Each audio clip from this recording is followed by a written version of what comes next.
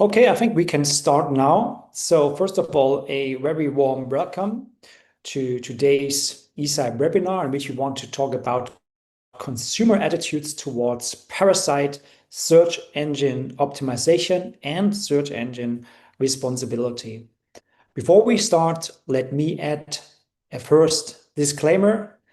This is perhaps not the most headline-grabbing topic of today. So we are not talking about US tariffs, nor EU strategic autonomy ambitions or bold industrial policy ambitions. But we are zooming in on something much more niche, but also, I think, much more closer to all of us, including our audience, how search engines rank content and how consumers experience content and expect search engine operators to manage content. And it is probably precisely because we are zooming in on the consumer experience that the topic matters such a great deal. Search engines are a sort of a gateway through which we, but also millions of our fellow European citizens, access information, compare products, but also navigate all sorts of online services every day. And with that importance has also come increasing regulatory attention, especially from Brussels, and particularly under the EU Digital Markets Act, which aims, if we still believe in the original political objectives, fairness and contestability in digital markets. At the same time, new questions are emerging, such as questions around search quality, search responsibility. One example is the rise of so-called parasite search engine optimization practices, especially when it comes to third-party commercial content that is placed on reputable websites in order to benefit from their search authority and their higher ranking power. And that raises an interesting policy questions. How should search engines balance neutrality, quality control, but also consumer protections? And what do users actually themselves expect from search engine operators? Today, we want to discuss a brand new survey that provides evidence from Central and Eastern European countries, and it sheds light on how consumers view the role of search engines in filtering low quality or misleading content. We have 4 speakers with us today, and we will start with Filip Kužma. Filip will start us off with a presentation of the study's findings. Filip is director at the Smart Consumer Institute. His work focuses on consumer protection, but also digital services markets and the interaction between online platforms and consumers. We will then move to a panel discussions with 3, and I should probably add one more speaker. We will start with Lukas Adomavičius. He is the Privacy and Data Policy Manager at the Center for Information Policy Leadership, CIPL. And there he works on global digital policy issues, including privacy, competition, and data governance. We also have with us today, dialing in from Ireland, Daniel Friedlaender and his colleague Maria Teresa Stecher. Daniel is the Senior Vice President and also the head of the Brussels office at the Computer and Communications Industry Association, CCIA. And there he works quite extensively, and those who know Daniel and his outreach activities know that very extensively on all sorts of digital policy initiatives, including competition policy, but also technology regulation at large. And we also have with us today Kay Jabelli. Kay is the Senior director for Europe at the Chamber of Progress. And there he's focusing on technology policy, innovation policy, and digital economy issues across Europe. So first of all, thank you all very much for joining us today. Now we immediately turn to Filip to shed some light of what we are actually talking about when we talk about Parasite, CEO practices, and regulatory ambitions to improve the quality of search engine services in Europe. Thank you very much, Matthias. Good afternoon, good morning, good evening, everyone, wherever you are. My name is, as Matthias said, Filip Kužma, and I'm a director of the Smart Consumer Institute, a Slovak non-governmental organization and think tank, and Slovakia's only member of Consumers International, the largest global consumer advocacy organization, membership organization. And we are co-authors. We have taken part in writing the latest ECIPE study that focuses precisely on the question of parasite SEOs. As we all know, search engines matter, and the rankings that search engines produce matters even more, since I'm not afraid to say that many consumers are quite lazy, and the first 5 search results they see are the only ones that truly indeed matter. And over the course of my roughly 15 minutes long presentations, I will focus on 3 parts. First of all, I will explain on very specific examples the nature of parasite SEOs, what they are, and how they undermine consumer expectations. Second of all, I will try to put it into the context of current regulatory enforcement in terms of the DMA, and then I will produce and explain the outcomes of the study that we have done precisely in the Central and Eastern European countries to gauge the interest and opinions of the European consumers on the parasite SEO and what they expect of the search engines. So first of all, I have quite a weird question. Do you think that cockroach extermination is a part of Forbes's core expertise? Well, I didn't think so, and I still do not think so. When we think about Forbes, we often think about their finance content, their business content, their political content,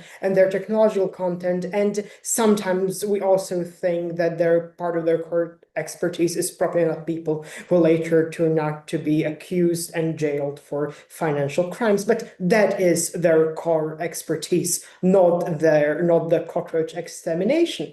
However, if you have used search engines around, let's say, 2022, 2023, 2024, you would have found that Forbes's articles appear in top places, in top spots on all sorts of search results. For instance, they ranked number 2 when you searched for how to get rid of roaches, of cockroaches. Do we think that this is part of their core expertise? No, we don't. They ranked nonetheless. When you looked for best pet insurance, whoops, they were there. When you looked for best CBD gummies, they were there again. Their core focus, business and technology, but somehow they found themselves ranking strongest CBD gummies and comparing original mixed berry gummies with gummies full spectrum and Kana River classic gummy. Again, not part of their core expertise, but here we are, and I have a very brief list here, all sorts of things. They were comparing fantasy books, walking shoes, headphones, CD rates, mattresses, credit unions, everyone and their mother, basically. So, and it wasn't just them. We also have Business Insider Africa veering into an interesting topic of best online casinos in Europe. Somehow none of them produce a credible operator on their websites and have all shady conditions, but it is on the Business Insider's subdomain. And now I have laid out quite a lot of examples of Forbes producing very interesting articles on topics that have nothing to do with their core expertise. But why is this relevant, and why are they doing this? Well, it turns out that when you are a reputable company that produces a lot of very good reputable articles over the course of the past 20, 30 years, you become an authority, and the content you produce automatically ranks very well on Google because you had this authority coming from your legitimate businesses. But when you turned out to be, as many publishers turned out to be, a cash-strapped business that is in search of more margins, of more profits, you try to capitalize this and you try to make this work your way. And so in 2020, we understand from reporting online that Forbes has partnered with another company to create a separate entity called Forbes Marketplace in order to run its SEO, search engine optimization affiliate business. They branded it Forbes Advisor, and it started producing a lot of content that appears to be written by Forbes, appears to be written by Forbes journalists, but at the end of the day, Forbes doesn't have a majority stake in the Forbes Marketplace company. They are not taking no editorial discretion over the articles that are produced under the guise of their name and under its brand, and the sole purpose of these articles appears to be directing consumers to affiliate partners. And when you buy a cockroach extermination service through this company, after clicking on this link, Forbes gets a cut. So this is basically how the Parasite SEO works. A legitimate company, a legitimate publisher allows a third-party operator over whom they often have no control, over in whom they have no majority stake, to create a subfolder or a subdomain such as Forbes Advisor, where that third-party partner runs their own articles that, even though have basically not much to do with Forbes itself and their in-house journalistic team, ranks very well because it is connected to that Forbes.com. And of course, this is not what consumers expect. Consumers expect high-quality content, regardless of who produces it, and they expect that when Forbes publishes something, that it is written by them and not by a third-party operator over whom they exercise no editorial control. So in 2024, Google rolled out a policy against parasitic SEO and against what they call third-party abuse. So exactly what I've explained. But recently, a few months ago, the European Commission has launched proceedings and an investigation, to say, about Google because it believes, or because it has an opinion that Google might be, by doing this, breaching the Digital Markets Act and treating the publishers unfairly. And to test this hypothesis, we have worked with other organizations. We have worked with ECIPE to look into this and to understand what consumers themselves want. Because at the end of the day, search engines are designed to help consumers, to guide consumers, and it is only natural that they reflect their preferences and their opinions. And what we found is that consumers, 78% of our sample of nearly 2,000 consumers from 5 countries, have said that they expect search engines to actively filter out low quality or misleading material, even if it appears on well-known news websites. Because as we have said, the cockroach article that helps consumers navigate the difficult world of cockroaches is nothing else than a cheap advertisement that ranks so well only because it used Forbes' name. So 78% of European consumers expect search engines to actively filter out low quality or misleading material. On top of that, 81% oppose regulation that would force search engines to give such content more visibility. So we see that consumers do have a clear regulatory red line they want content that is relevant for them and that is high quality, regardless of where it appears and who produces it. And we also see, and here I'm coming back to the casinos, that some of these parasite SEO practices are not only low quality or spammy, some of them appear to be promoting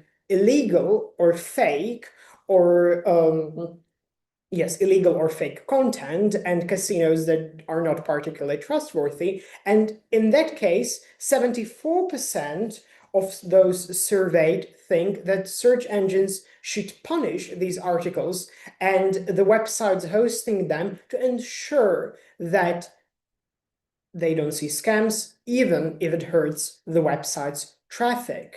Now, we have lastly taken a look at one of the specific examples of parasite SEO that I haven't talked about that much, and this is that on many publishers, in many general news websites, outlets, you would have been able to find coupon sections. We know that Le Monde had it, that Le Figaro had it, that others have had it, and we have tried to measure Central European consumers' experience with such coupon codes, because there might be an argument that the websites don't do it just because it pays money, but also because this is what consumers truly want, that this is the content they prefer. But only 17% of users say they frequently visit general news websites specifically to find vouchers. And of those that say they do at least occasionally visit such websites, 75% report that codes fail at least half the time. So again, this supports our original case that the parasitic content is not symbiotic with users' needs, that it's not there because it's useful or because consumers want it. It's there simply to use the algorithm to its advantage. And I'm coming to the end of my presentation, and the final question that I have is, what is this what we want to protect? I think there are many valid criticisms that can be placed at Google or at other big tech companies. There are many things that can be done, that can be improved. I'm the last person to advocate against big tech regulation, but we need to look at the state of things and evaluate whether protecting parasitic SEO that has spammy, low quality content or outright illegal content is the way to go. And with that, thank you very much. And I yield back to Matthias. Well, thank you very much, Filip. That was really striking, very compelling numbers. These numbers should not be overlooked by the Commission, and I would suppose they will not be overlooked by the Commission. So let me recap. About 80% of those surveyed do want search engine operators, Bing, Yahoo, Google, to filter out misleading or I think what you call low quality content. At the same time, they don't want regulators to undermine these sanity checks by search engine operators. I would certainly consider myself part of the cohort that does not go to, let's say, reputable news outlets to search for vouchers, which in the end often don't work anyway, right? Okay, now Lukas, turning to you. I mean, in your work, you focus on the broader theme, so to speak, the interaction of the Digital Markets Act with which is a very broad regulation, trying to achieve multiple objectives at the same time. And you look how it interacts with other EU policies that follow, let's say, more specific objectives: data protection, consumer protection, pushing innovation. Now, when you look at this particular topic and look at the numbers Filip was just laying out, what are your views? Thank you, Matthias, for the invitation. And thank you, Filip, for the presentation as well and for grounding. I think this debate is into something that we often skip, which is what users actually expect from search and more widely from the DMA. And I think that your real world data matters beyond this kind of parasite SEO debate, because this topic is sometimes framed as a narrow dispute between publishers and search engines. But I think that your findings make a very clear point, which is that from a consumer perspective, this is fundamentally about quality, safety, and trust in the digital environment. And I think that is where the wider DMA enforcement challenge really sits, because in practice, we are repeatedly seeing a tension between DMA obligations, especially when those are interpreted in the absolutist and formalistic way, and the real world user expectations, and as well as obligations that already exist under other EU laws, including privacy, data protection, and online safety frameworks. And I think that the survey results are actually really striking, and there is certainly, I think, a need for reflection from the whole ecosystem, both by regulators, the policymakers, and the organizations, because 78% of respondents expect that search engines actively filter or demote low quality or spammy content, even when it appears on reputable domains. And when the users are forced to choose between neutrality and protection from scams, the preference is also very clear. 74% prefer search engines to punish scam-linked articles and hosting websites, even if it reduces traffic. And I think that, to me, this is evidence that users are more sophisticated than we sometimes assume. They recognize the trade-offs, but their revealed preference is very clear: safe, privacy-respecting, and trustworthy experiences, and not DMA contestability at any cost. And I want to use that as a bridge to the work that we have done at CIPL on the DMA, because Parasite SEO, as I said, is not an isolated edge case. It is a live example of broader tensions that we have been discussing since the DMA was negotiated and now that it is enforced. And I would like to make 3 points in this context and kind of make a wider reflection. I think the first point is that DMA is definitely not meant to override privacy, data protection and safety, or even user expectations. And our starting point at CIPL is that when discussing the DMA, is that we support the DMA's goals, but they are not the only objectives that the European law protects. And the DMA applies without prejudice to GDPR. It is not lex specialis to it. In practice, that means that DMA compliance cannot be interpreted in a way that displaces GDPR requirements or other safeguards in the name of contestability and fairness. And that is why we have consistently called for clarity on this relationship between DMA obligations and GDPR legal basis, and for an approach to enforcement which is coherent. Second point, I think that the DMA itself contains some balancing language, so that the enforcement should not pretend that this balancing is illegitimate. And I think that the clearest test case is Article 611 on sharing the search query data. So Article 611 requires that personal data in the relevant data sets to be anonymized, and then recital 61 of the DMA adds that protection against re-identification should be achieved by appropriate means while not substantially degrading the usefulness of the data. So for me, it sounds like a very explicit recognition that the DMA sometimes requires regulators and companies to manage these trade-offs, and in particular here, the privacy and utility trade-off. But the issue here is that the public and regulatory discourse so far has centered more on the competition utility side, and certainly kind of seems to at least prioritize it. And it seems that too little attention has been paid to the data protection and fundamental rights implications of mandating the sharing of such data. And one might really ask, why does it matter so much? the search query data is very sensitive.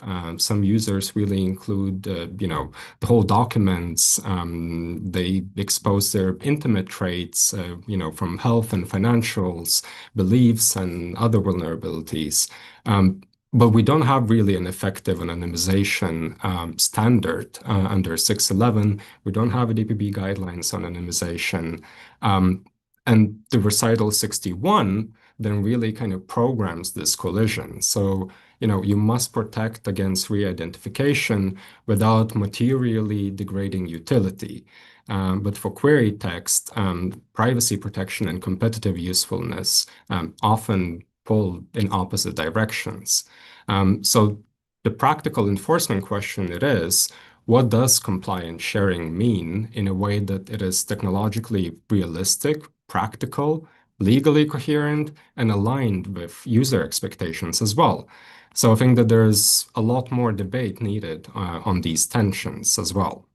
And third, the same contestability versus safety and trust tension is also very visibly seen in other DMA areas, and particularly alternative app stores and sideloading. We all know the recent controversy around the pornographic app being available through an alternative app store, which normally would not be available for that specific device. And users, and especially parents in this case, do not really experience this question as an abstract legal balancing exercise. For them, the experience is, the question is my device ecosystem safe by default, and can I trust it? So the risk here is really not contestability as such. The risk is that enforcement posture that appears to prioritize contestability while treating child safety and any actual baseline security assurances as some kind of a secondary friction. And when that happens, the outcome is very predictable. The trust drops, and when the trust drops, adoption drops, and the ecosystem becomes less resilient to abuse. So just to wrap up, the approach that we call and what we see in our work, and I think the one that is sensible, is the one that really aligns these different objectives. So competition, privacy, safety obligations, and consumer expectations. Because if they diverge, I think that the DMA truly risks undermining the very trust and welfare that it ultimately depends on. So with that, I think I'll pass the floor to you back, Matthias. Well, thank you very much, Lukas. That was a lot, and there are so many voices now popping up in my mind as concerns the trade-offs, how to prioritize the issues that impact these trade-offs. You were talking a lot about compliance. We know from reporting, but also the recent DMA review, that compliance costs are enormously high, and they tend to become even higher because companies themselves do not really know how to comply, and they ask probably hundreds of legal advisors and also the commission, by the way, to guide them as concerns compliance. You mentioned compliance sharing, which is difficult to achieve in practice. So I really wonder if the regulation was designed in the right way in the first place. We in 2022 conducted a study looking into the quality of regulation, and back then we already realized that there are so many flaws when it comes to objectives of the DMA, new concepts and vague obligations, bans and prescriptive rules regarding corporate conduct. Now, over to you, Daniel. You have come across all of these issues in your own work. You too, Maria Teresa. You've also looked into the DMA review, to which many organizations have contributed to. Businesses, of course, designated gatekeepers, except Microsoft, by the way, but also civil society organizations, academics, enforcement agencies, competition authorities from the member states. But I don't see much response from, let's say, the consumer protection industry, if you like. Is this also an observation that you have made, and what are your comments in general when you read the study and the numbers provided by Filip? Thank you very much, and thank you very much for the invitation.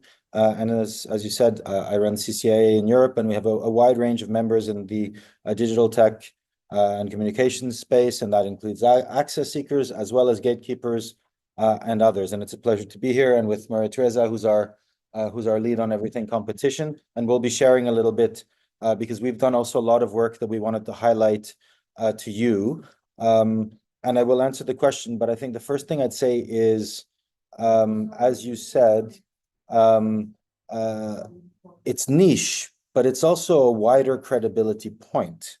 And the risk is really on the credibility of the legislation itself, because when you have outcomes that are perhaps not directly linked to the starting intention of legislation, and when you have outcomes that go directly against how consumers use things and see things, then you have a real a problem. And that's actually something that we've seen also looking at other parts of the DMA, which we'll talk about in a minute, and also looking at other parts of EU legislation. Recently, we have a similar consumer survey on a lot of consumer behavior of online experiences linked to the upcoming Digital Fairness Act, where it's actually very similar, and where the issues that have been identified in the EU bubble do not necessarily connect or link to the issues that consumers have on the ground across Europe in your daily usage, in the usage that you have of technology. And I think one of the reasons that there's been less talk about some of these things from maybe some of the EU-based consumer groups is because the reality is actually far more complicated than we've been led to believe. And when we held events last year before this latest case came out, we actually had for the first time the Commission publicly admitting that perhaps there were also theoretically the possibility that there may be negative impacts of the DMA. They hadn't actually ever publicly contemplated that before, and I think it's important to raise these points and that there are points on consumer behavior. Sorry, we're dialing in as I said, and there's a little bit of ambient noise, so I apologize. I would say that when there are, as we heard in the presentations, unnatural changes to consumer behavior, then we really need to look at whether the DMA is becoming an industrial tool to push certain things. And obviously, everyone has a lot of sympathy for the publishers, but if the DMA becomes then a tool that is used to address business concerns of specific sectors linked to things that, frankly, that they are doing that they should not be doing, and where you are then prioritizing dodgy behavior over actually a search engine's legal obligations under other rules, again, then this is a serious warning. In this case, yes, for Google, but the bigger problem we see is that this is a serious warning for the credibility of the legislation that would cover other search engines, potentially other browsers. And if you have one bad case study like this, it will also extend very quickly beyond gatekeepers and likely cause serious harm. And we think that this is very much against the idea of simplification, against the idea of sort of smart consumer rules. And frankly, it's negative for the credibility of what the DMA was supposed to do. And we see that actually with a lot of the different DMA tracks, where the EU bubble focus is very different than the reality focus. And that's why I want to pass now to Maria Teresa, who's going to just touch on a few of the other things that we've done, because the tie-in and the relevance is very, very high. Thank you very much, Daniel. Hi, everyone. From our perspective, I think what's very relevant to mention at this point is how the DMA, which has indeed very valuable goals, is actually having unintended consequences in its implementation. And that's, of course, something that no one probably wants, and the Commission is not, it's difficult to foresee, of course, all the ways in which the implementation of a piece of legislation could go wrong. And it's important to have these studies and the numbers that we have listened to until now to course correct, right? And make sure that this piece of legislation is actually delivering the results it wants without creating unintended consequences. I think the first issue that I'd like to touch upon, as we've been discussing until now, is consumers, right? We have who are the ones that should benefit. The first, they should benefit from stability and competition in the digital markets. And we have conducted a study with 5,000 consumers in the summer, which we published in September last year, which looked into whether consumers had a better online experience or what was their perception of the internet just after the DMA entered into force and applicability. And we've been seeing that there are indeed more frictions than before in how consumers experience the web. We've then, given this investigation that was launched, looked into how consumers feel about spammy content, and indeed have found similar results than what have been cited before, in the sense that consumers do expect that the internet is safe and secure. What's striking is that this investigation, it's basically creating unintended consequences, also in the sense of contradictory obligations that are posed to the very same companies that are designated as gatekeepers. A striking example is the conflict with Article 34 and 35 of the DSA, which poses on companies some mitigating obligations, right? Mitigating risks that consumers may face online. And of course, spam content is one of the risks that any consumer could face online. And seeing the opening of this investigation, of course, raises question of whether companies should try to comply with a regulation or basically with another. It's a bit of being pulled in very different directions from pieces of legislation that bind you to complying. And so it becomes complicated, right? To make sure that you're correctly responding to all of the obligations that are posed on you. Of course, the conflicts with the GDPR and from a security perspective have been mentioned and explained. I will just mention that there is a potential conflict as well with an upcoming PSR regulation, which will pose basically a liability on the websites that are found to have led to fraud and for consumers. So once again, we are creating a bit of a patchwork of legislation that is not easy to implement, it's not easy to be compliant with, and it's kind of leaving consumers not protected and not guided. Yeah, it risks leaving consumers worse off and leaving companies with a choice of which rule to break and to be fined on, and that's again that's not how it should be. That's so exactly it. And to finish off, we did publish indeed a research piece on Parasite SEO and the conflicts that this investigation has potentially raises with other pieces of legislations. And we've also come up with some recommendations, right? Because we also try to, of course, be forthcoming and have suggestions into how to make potentially these legislations better. And we have 3 recommendations, but I think the one that I can mention is that of creating a safe harbor for anti-spam measures, which would allow companies to move into a more protected, let's say, system, and hence be compliant with all legislations that they have to. Well, okay, thank you very much. We keep in mind the safe harbor recommendation. I think you're perfectly right. Consumers are in many cases worse off. And I would argue certainly not better off. compared to the situation we've had before the DMA. And that raises some doubts regarding the legitimacy of the regulation and the political objectives in the first place.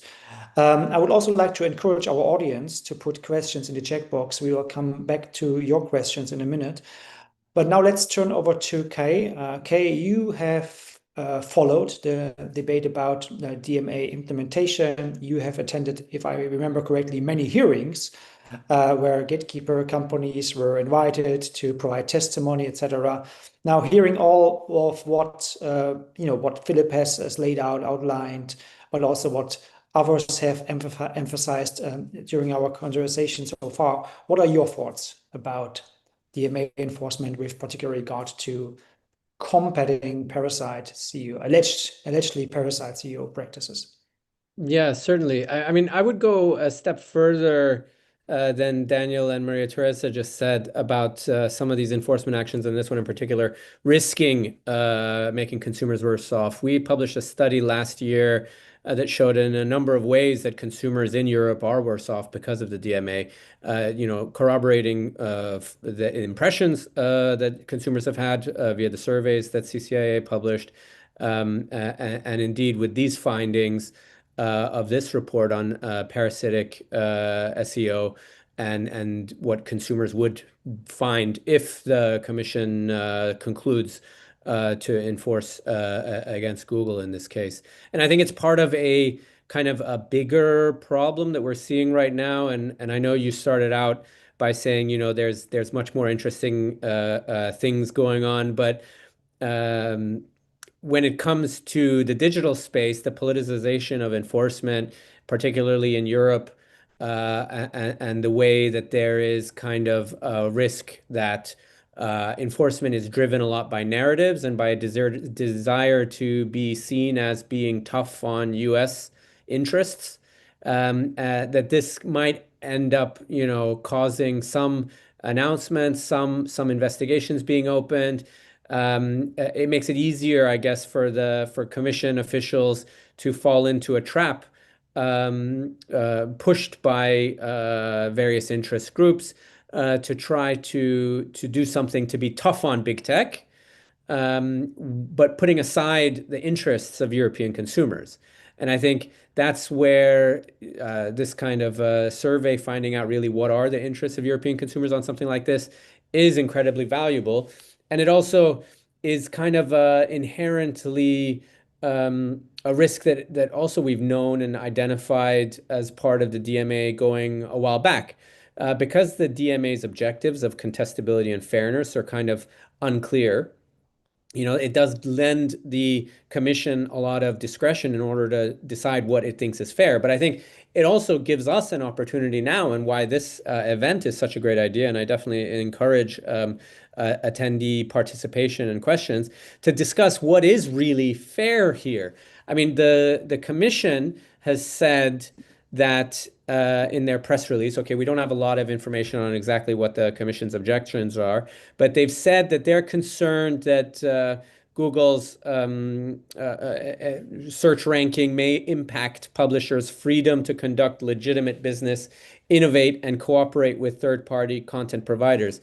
So I find what does that imply? I mean, basically, any kind of ranking is going to impact any business's freedom to conduct legitimate business to some extent, because any ranking decision is going to mean some sites go higher up in the ranking and other sites go lower in the ranking. So it's kind of a bit scary here to think that here the Commission is really stepping in on what it thinks should be a good ranking and what should be a bad ranking, and determining how Google should be ranking. I think that has a number of problematic implications. One implication being that, it's kind of stepping on Google's editorial rights, Google's freedom to be able to decide what does a Google search result look like, what is in the interest of Google's users, and what and as we've seen, what users of search expect.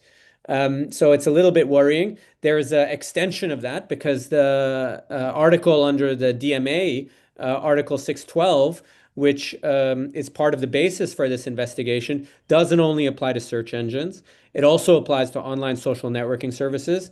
So by implication, the commission would equally have ability to go in and dictate, potentially, I mean, depending on what the results of this investigation are and whether the commission decides to put any constraints on its own intervention, but have ability to dictate what search results are being shown, what news is being shown in social media sites.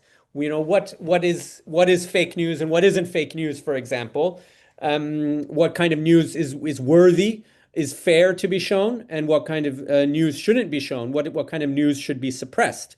I don't know if we want, under the DMA, the commission to have the power taken upon itself to suppress news that it doesn't like, but that's kind of the implication of this enforcement here. So it's a bit risky, I think. And then another one is that it's binding only Google's hands. As I understand, Google is the only search engine that has been designated under the DMA. So what, other search engines can continue to derank parasitic, spammy, scammy content, but Google has to host it. So it's like, and promote it and rank it highly in its search results. So it's kind of like a forced degradation of Google search, which makes it kind of unfair for Google, I think, because Google is competing with other search engines, including European search engines and other American search engines. So it's kind of putting Google in a bit of an unfair position because they can't protect their users in the way that other search engines very much can.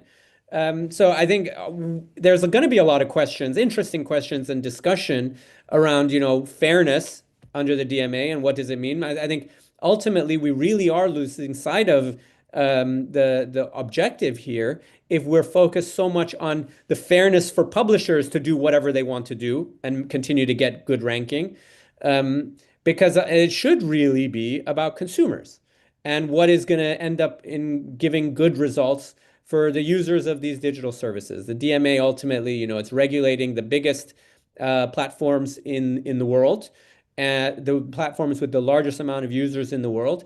And we should really be focused on making sure those users are getting good results from this intervention. Ultimately, I think the legitimacy of European Commission intervention into digital markets rests on having good outcomes. You don't want to have bad outcomes because then a lot of people are going to be quite upset and have a bad opinion of European regulation and enforcement. So I think it's very, very critical that the interest of users and what ends up being good for users is taken into account. And that's why surveys like this one that we're discussing today are so critical and so important, and why the numbers are so alarming, especially if the Commission is seriously considering prohibiting Google's efforts to reduce spam and scammy results. Very well. Thank you very much, Kay. I think you've made many very powerful arguments, at least in my eyes. If we go back 3 or 4 or 5 years from now, when the DMA was in the making, one of the ambition was to shorten legal proceedings. Now, we always argued, at least at ECIPE, that traditional competition enforcement would also be fit for the purpose of regulating competition in digital markets. But the European Commission, backed by the member state, they wanted to proceed with the Digital Markets Act. And one of these arguments was, okay, legal proceedings are so long. I mean, they were right. But are they really short now? Do we have more clarity? I think we have equally long investigations. Now, when you mention the degradation of Google, I mean, there will be a repeal. This will go to the higher courts. I mean, if they are going to proceed with it, of course. Seeing all that, I think there is a substantial need to revise and scale back the scope of the DMA. But when we look at the DMA review, the tendency is rather to expand the scope even more, to include more services that are designated core platform services. Okay, we have one question that I would like to put out for discussion on the panel. One from Montserrat Cano. First of all, he's very much appreciating the safe harbor recommendation that was made by you, Maria Teresa. And at the same time, he wants to know, and I think you all partly address it. What is the the dividing line between parasite, search engine optimization, and something that we would call legitimate? Montserrat would like to know more about this. As a SEO specialist, you and him might have differing views as to what's considered parasite SEO behavior or not. Anyone who wants to go first? I can start. I think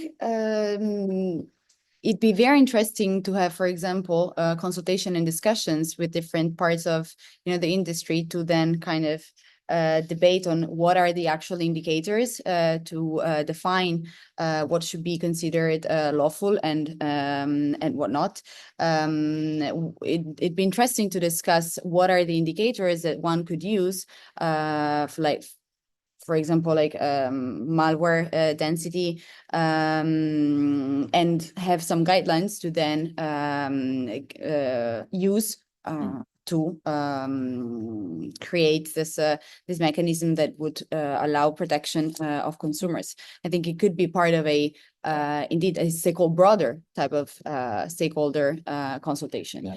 And I don't know if you want to add something, but I wanted to also touch upon something that Kay mentioned that sparked the interest when he did indeed mention that Commission could be having a kind of an overreach of powers, and it's a bit what we're seeing leading up to the review of the legislation. The fact that we see the Commission being the one who drafted, of course, the legislation, the one who enforces it, the one who marks its own work.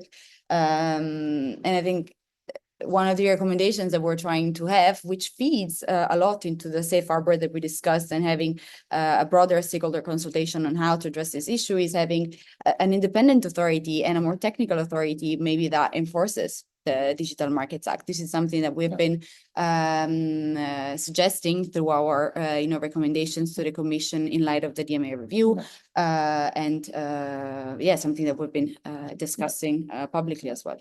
And our idea around safe harbor is very simple, right? It's really that the Commission can establish a formal safe harbor for anti-spam ranking measures, which basically means that if you are trying to ensure the integrity and the safety of users' experience online, then those interventions would then not be put into sort of unlawful DMA conduct, because you're actually trying to keep your users safe based on a certain indicators, and a little bit along the lines of what Maria Teresa said. But one of the problems that we have, and I think everyone sort of addressed it, is that you still don't have clarity. So you have actions by the Commission, but you still don't have clarity of definitions, and you still don't have clarity on what you're actually looking at. And fairness is not, EU officials trying to do product design for big services and trying to change product design because of a particular point that has been raised by a particular other sector. That is not what the DMA is about. And my last point is just, if you look even at the experiences and the efforts, for example, in like-minded countries like the UK and Japan, with their versions of the DMA, they have taken a very different approach, where they haven't been trying to rewrite sort of the core business down to the granular detail. They've been much more pragmatic, much more focused on sort of flexible outcomes. You've actually had far more cooperation, faster process, less challenges, and probably better and quicker outcomes for consumers. And sometimes maybe Europe needs to not try to export our ideas, but we actually have to import good ideas or better ideas from other places. And this might be one of those times. Absolutely, I would agree. I have only this morning published a piece on the so-called 28 regime, where the argument is basically look at what has happened in the United States with the Universal Commercial Code and how it worked over there with the right incentive structures, which leads me back to your suggestion, Maria Teresa, separating the powers on the side of those who design the rules, implement the rules, and enforce the rules. We would love to do more here in this particular area. Now, since time has passed, let us come to a close, and allow me to raise one final question that I would like to address to all of you. And feel free to elaborate it a little bit briefly, or take a few more minutes. So how should the European Commission, potentially also co-legislators when it comes to review of the DMA, operationalize the consumer dimension of the DMA enforcement, but also balance between competition objectives, and there are many more now. We also have geopolitical objectives, of course, but also, if you zoom down on the individual, safety considerations, privacy considerations, trust in digital services, or put differently, what do you think is the best way forward for the European Commission? I'll be happy to jump in here just briefly.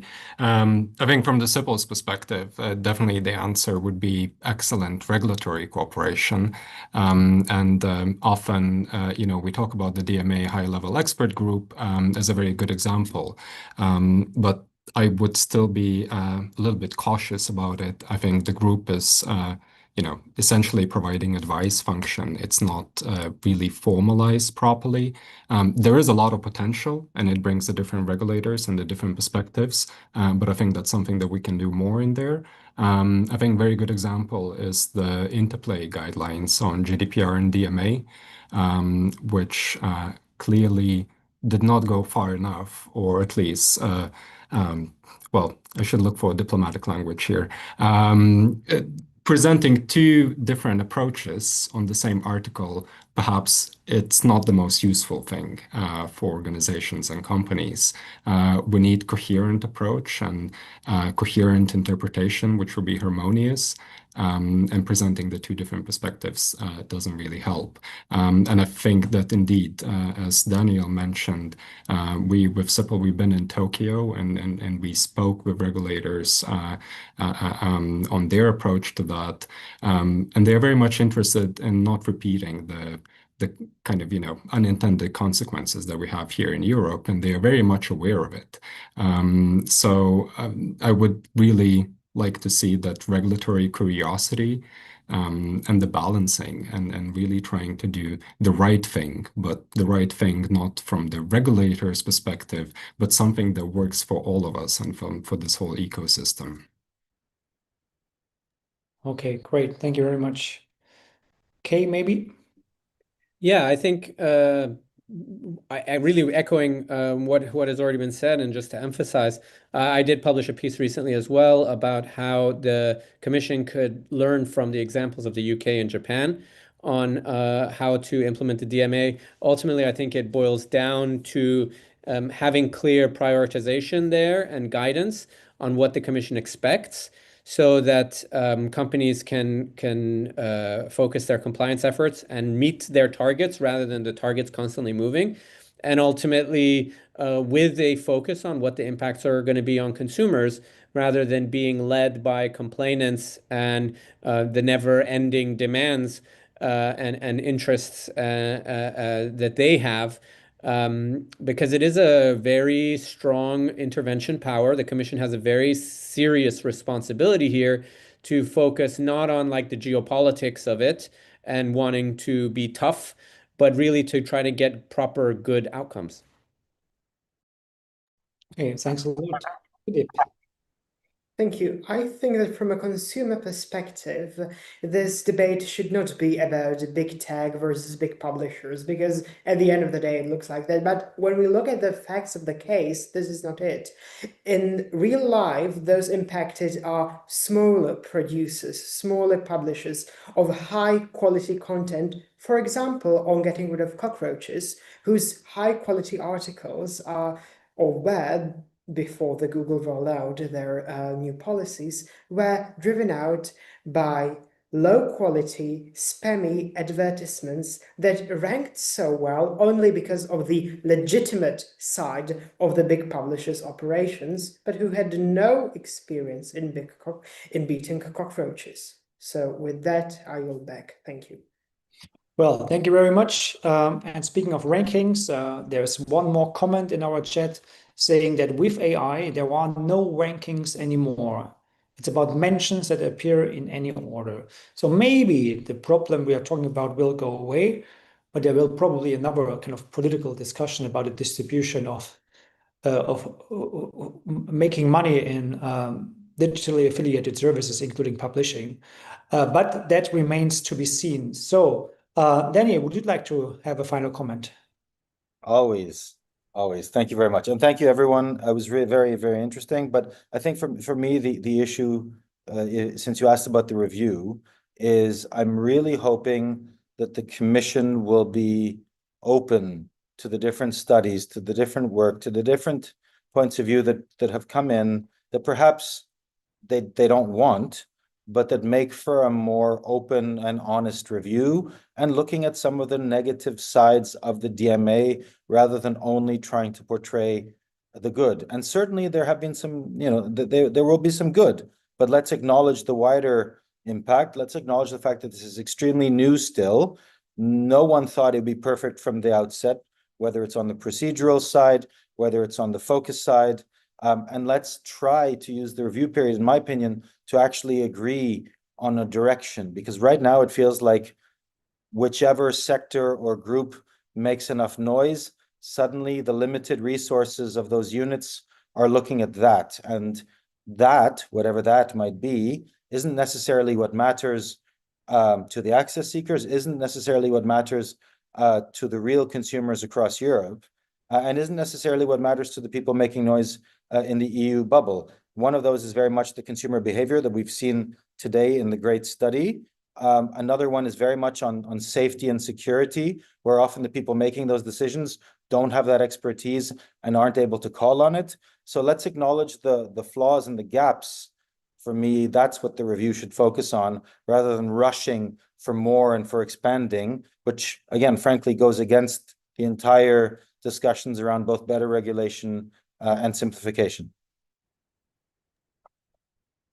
Yeah, great. Thank you very much. That was a bold final statement. I would agree. I suppose our panelists are also an inclination towards agreement. So given that the time has passed, I think it's time for coming to a close. So first of all, I would like to thank all our panelists for committing their time to engage in our discussion. Special thanks to Filip, who took the lead in the research undertaken by EPPP with some support on the side of ECIPE. I think if there's one thing we can take away from this conversation, it's that policy debates, digital policy debates too, very often involve many stakeholders, businesses, academics, of course, civil society groups, the regulators. But sometimes the most important voice, I would say, is the one that is heard the least, and that's the consumer. So perhaps the biggest takeaway from today's discussion, and there are many big takeaways from today's discussions, I don't want to marginalize them. But maybe, let's say, one important takeaway from this discussion is when policymakers design new rules or amend existing ones, as right now, it's always worth asking consumers themselves what they actually want from services that they use every day. So again, thank you very much to all our speakers. I think it's been a very informed and therefore also very interesting discussion. I can only encourage you and our participants in the audience to share the recording, which we will put on YouTube immediately after this event is closed. Share it with your friends, colleagues, and stakeholders. So that's it. Thank you very much. We are all in Europe. It's 4 p.m. now. Have a great afternoon.